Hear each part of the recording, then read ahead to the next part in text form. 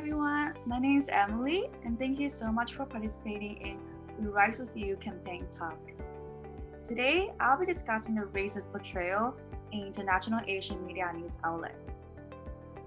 First, international Asian news media highlight how violent the protests were, especially during the BLM movement. And I can say from my personal experience, during the BLM movement, my families and friends from Taiwan they sent me so many video clips of Black protesters breaking into stores and stealing expensive designer bags. And my families and friends would tell me that I have to be careful out there.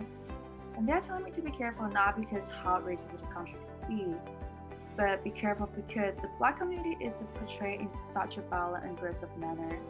And that's absolutely heartbreaking to see. So if you Google BLM movement in Chinese or any sort of other Asian languages, you're going to be seeing very inaccurate articles most of the time. So in my case, I typed BLM movement in Chinese, and these are some of the most popular searches that I found. So the first one that I got is actually from a really popular fashion website that's targeting women. And so the title is "The Police Kill Black People," but how does that make stealing justified? And that's literally the title of the article. And they just basically show a bunch of pictures that's basically only 5% of the event. They did not talk about police brutality as the main topic, but they chose to talk about violence just because they wanted to attract views and clicks. And psychologically speaking, people tend to react to negative terms a lot more. And then here's another search that I found.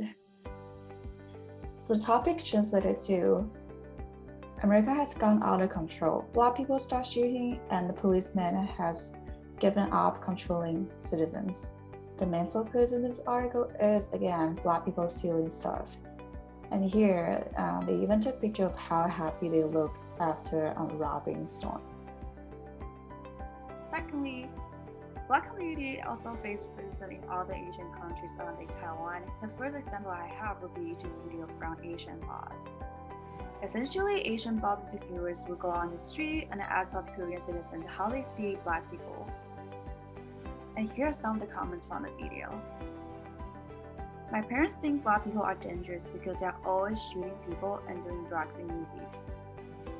Many South Koreans will call Black people out on the street and use the term big Black bro or big Black sis to make fun of them.